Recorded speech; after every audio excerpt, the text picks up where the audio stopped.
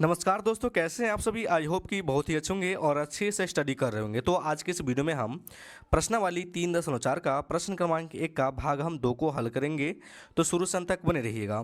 तो यहाँ पे क्वेश्चन बोला है कि निम्न समीकरण के युग्म को विलोपन विधि तथा प्रतिस्थापन विधि से हल कीजिए, कौन सी विधि अधिक उपयुक्त है। तो हम क्या करेंगे, विलोपन विधि से पहले हल करेंगे और उसके बाद हम प्रतिस्थापन विधि से हल करना शुरू करेंगे। तो यहाँ पे लिख लेंगे बाबू हम कि विलोपन विधि से, ठीक ना। विलोपन विधि से, ठीक। अब देखिए बाबू, ये हमारा समीकरण 1 दिया गया है, तो लिख लेंगे हम 3x प्लस के 4y बराबर का 10। उसके बाद दिया है बाबू 2x माइनस का 2y और बराबर का 2। तो इसको हम समीकरण 1 मान लेंगे और इसको बाबू समीकरण हम 2 मान लेंगे।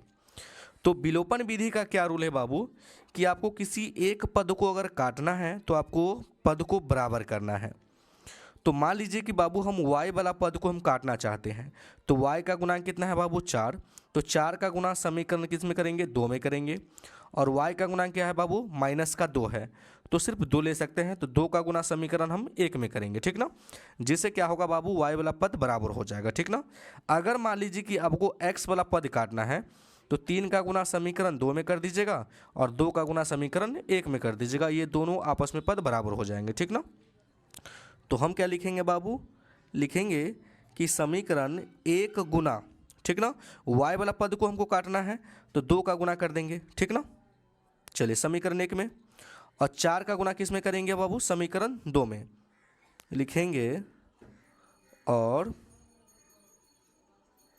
समीकरण 2 गुना 4 से। यहाँ तो कोई दिक्कत नहीं सर। चलिए 2 का गुना हमको 3 में करना है तो हो जाएगा 3 दूनी 6x। 2 का गुना 4y में करेंगे तो हो जाएगा प्लस का 8y। फिर 2 का गुना 10 में करेंगे हो जाएगा 10 दूनी 20, ठीक ना। फिर 4 का गुना हमको 2 में करना है तो 4 दूना 8x। फिर 4 का गुना माइनस 2y में करेंगे तो हो जाएगा माइनस का 8y बराबर। फिर 4 का गुना 2 में करेंगे तो 4 दूना 8। यहाँ तक कोई दिक्कत सर, कोई दिक्कत नहीं। चलिए लाइन ड्रॉ कर लेना है। अब देखिए बाबू, अगर चिन्ह समान हो, जैसे मान लीजिए यहाँ भी प्लस है यहाँ भी प्लस रहेगा, है ना, तो आपको घटाना होगा, ठीक ना। अगर चिन्ह विपरीत हो, माने अलग अलग हो, तो हम लोग जोड़ते हैं, ठीक ना। तो लिख देंगे बाबू कि जोड़ने पर, ठीक ना। तो याद हो गया, अगर चिन्ह असमान हो तो हम लोग जोड़ते हैं और चिन्ह समान हो तो क्या करते हैं बाबू, घटाते हैं, या माइनस माइनस क्यों ना हो, है ना। तो याद रखना आपको। तो ये एक प्लस में एक माइनस में कट गया, इस दोनों को जोड़ेंगे तो 8 6 14x हो जाएगा, ठीक ना। चलिए 20 और 8 कितना हो जाएगा बाबू, 28, ठीक। x के गुना में क्या है बाबू, 14 है, तो हो जाएगा 28 बटे 14। कितना से कटेगा बाबू, 14 दूनी 28। तो हम लिख सकते हैं इसलिए x बराबर 2। तो x का मान निकल के कितना आ गया बाबू, 2 आ गया, ठीक ना। तो x का मान हम क्या करेंगे, अब समीकरण हम 1 में भी रख सकते हैं और 2 में भी रख सकते हैं। तो हम लिखेंगे कि x का मान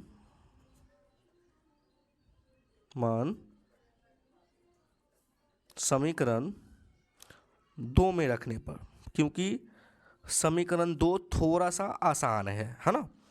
तो लिखेंगे हम 2x माइनस का 2y बराबर का 2 है, ठीक ना। चलिए x के जगह पे 2 रख देना है, तो लिखेंगे 2 गुने 2 माइनस का 2y बराबर का 2।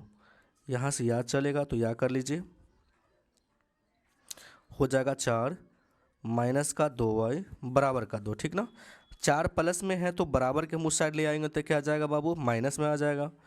तो माइनस का 2 बराबर 2 माइनस का 4, ठीक ना। ये हो जाएगा माइनस का 2y। अब 2 में से अगर -4 घटेगा तो माइनस का 2 आएगा, माइनस माइनस आपस में कट जाएगा। y के गुना में क्या है बाबू, 2 है, तो जो गुना में रहता है तो बराबर का इस साइड ले आते हैं तो क्या आता है बाबू, भाग में, है ना। तो कितना से कटा बाबू, 1 से।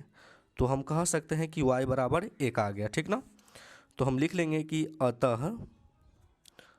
अतः x बराबर 2 है और y बराबर 1 है। तो ये मेरा विलोपन विधि से आंसर आ गया। अब हम क्या करेंगे बाबू, इसको प्रतिस्थापन विधि से हल करेंगे। तो चलिए हम सॉल्व करते हैं। तो इसको क्या करेंगे बाबू, हम लिख लेंगे समीकरण 1 और इसको समीकरण 2 मान लेंगे, ठीक ना। तो उससे पहले लिख लेंगे हम प्रतिस्थापन विधि से।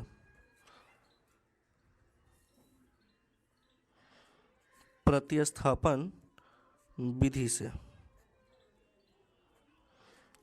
लिख लेंगे 3x प्लस का 4y बराबर 10। समीकरण 1 पहले मान लेंगे, उसके बाद लिखेंगे बाबू 2x माइनस का 2y बराबर 2। ये हो गया मेरा समीकरण 2, ठीक ना। अब किसी भी एक समीकरण को हल करना आप शुरू कर सकते हैं। तो मान लीजिए कि हम समीकरण 1 से ही हल करना शुरू कर देते हैं। तो लिखेंगे बाबू कि समीकरण 1 से, ठीक ना। चलिए, समीकरण 1 है 3x प्लस का 4y और बराबर का 10, ठीक ना। तो हम क्या करेंगे, 4y को बराबर के हम इस साइड ले आएंगे, ठीक ना। तो लिखेंगे 3x और ये हो जाएगा 10 माइनस का 4y, ठीक ना। अब x का मान चाहिए तो 3 गुना में है तो बराबर की साइड लाएंगे तो क्या आएगा बाबू, भाग में आ जाएगा। तो हो जाएगा 10 माइनस का 4y बटे का 3, ठीक ना। और इसको क्या करेंगे बाबू, हम समीकरण 3 मान लेंगे, ठीक ना। तो समीकरण 1 से हल किए तो समीकरण 3 मिल गया। तो x का मान आप किस में रखेंगे बाबू, समीकरण 2 में लिखेंगे, है ना। तो रख देंगे, लिखेंगे कि x का मान समीकरण 2 में रखने पर, ठीक ना। तो समीकरण 2 क्या है बाबू, तो 2x है, 2x माइनस का 2y बराबर का 2 है। तो लिखेंगे 2 गुना, है ना, इंटू में आ जाएगा 10 माइनस का 4y और बटे का 3 और फिर दिया है माइनस का 2y और बराबर का 2 है। अब 2 से तो 3 कटेगा नहीं, तो 2 गुना करेगा 10 में, तो 10 दूना 20 और 2 चौके 8y, ठीक ना। और बटे का 3 रहेगा और माइनस का क्या है 2y है, इसके बटे में 1 मान लेंगे और बराबर का 2 है। लॉसो लेंगे तो क्या आएगा बाबू, 3 यहाँ भी 3 यहाँ भी, ऊपर संख्या जो दिया हुआ है वो इसी रह जाएगा। 3 इसमें गुना कर देगा, 3 दूनी 6y और बराबर का 2, ठीक ना। तो लिखेंगे 20 8 6 क्या हो जाएगा बाबू, 14y हो जाएगा, ठीक ना। और बटे का क्या है बाबू, 3 है और बराबर 2 है। चलिए इसके बटे में कर लेंगे, 1 का गुना इसमें अगर कराते हैं तो हो जाएगा 20 माइनस का 14y, है ना, तिरछी गुना हो गया और हो जाएगा 3 दूनी 6। अब देखिए 20 प्लस में तो बराबर की साइड आएंगे तो माइनस में आ जाएगा, 14y बराबर 6 माइनस का 20, ठीक ना। तो माइनस का 14y बराबर माइनस का 14, ठीक ना। तो माइनस माइनस कट गया, 14 एकम 14, कहने का मतलब बाबू y का जो मान आ गया बाबू 1 आ गया, ठीक ना। अब हम y का मान किस में रखेंगे बाबू, समीकरण 3 में रखेंगे। तो इस साइड में हम हल कर सकते हैं, थोड़ा सा लिख लेंगे कि y का मान